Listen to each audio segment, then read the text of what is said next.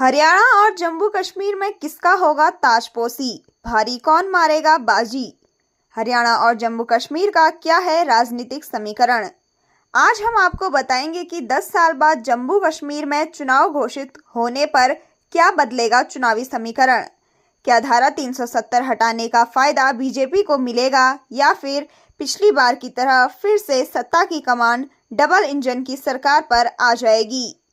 जब से चुनाव आयोग ने जम्मू कश्मीर और हरियाणा विधानसभा चुनाव की तारीखों का ऐलान किया है, तभी से राजनीति के गलियारों में सियासत तेज हो गई है। 16 अगस्त को निर्वाचन आयोग द्वारा 2 राज्यों की विधानसभा चुनाव के तारीखों का ऐलान करने के बाद सभी राजनीतिक दल अपनी कमर कस चुके हैं। लेकिन इस बार देखने लायक होगा कि जम्मू कश्मीर और हरियाणा में किस राजनीतिक दल का दबदबा बना रहेगा।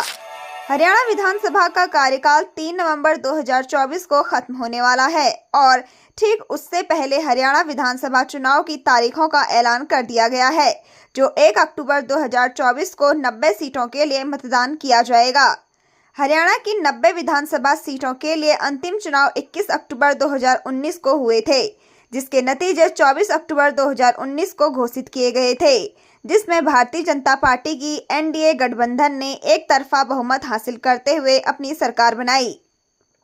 इन चुनाव में बीजेपी को 40 सीटें मिली, जो बहुमत यानी 46 सीटों से कम थी, जबकि कांग्रेस को 31 सीटें। इसके अलावा क्षेत्रीय पार्टी जननायक जनता पार्टी को 10 और अन्य के खाते में 8 सीटें गई।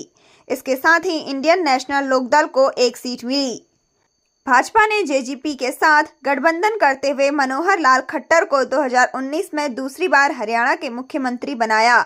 जननायक जनता पार्टी के प्रमुख दुष्यंत चौटाला राज्य के उप मुख्यमंत्री बने।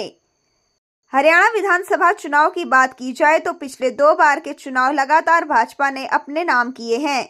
इसी के साथ इस बार भी भाजपा चाहेगी सत्ता की गद्दी उनके हाथ से न छिने। हालांकि 12 मार्च 2024 में एनडीए की तरफ से नायब सिंह सैनी को हरियाणा का सीएम बना दिया गया है। साल 2014 में हरियाणा विधानसभा चुनाव में भाजपा ने कांग्रेस का राज हरियाणा से खत्म करते हुए अपनी सत्ता बरकरार रखी और भारी बहुमत के साथ हरियाणा में मनोहर लाल खट्टर को मुख्यमंत्री बनाया था।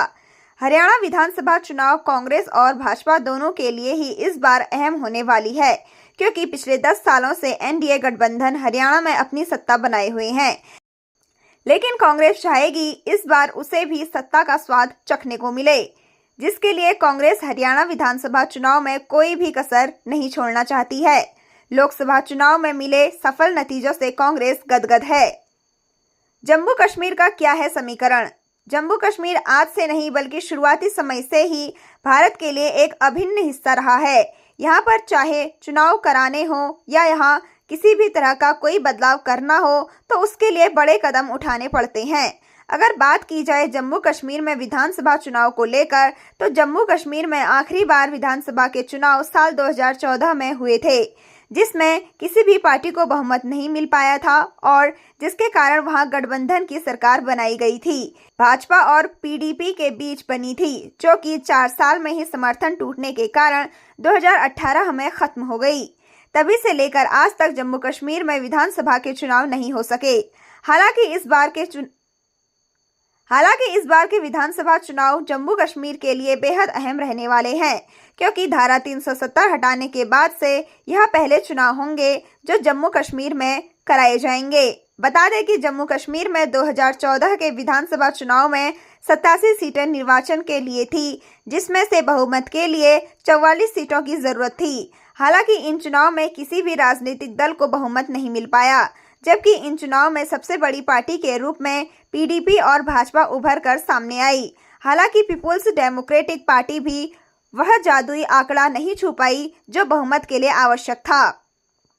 आइए अब आपको बताते हैं कि 2014 के विधानसभा चुनाव में किस पार्टी को कितनी सीटें मिली थी। पीडीपी को 28, भाजपा को 25, नेशनल कॉन्फ्रेंस को 15, कांग्रेस को 12, जेकेपीसी 2, सीपीआईएम 1, पीडीएफ 1 और निर्दलीय को 3 सीटें मिली।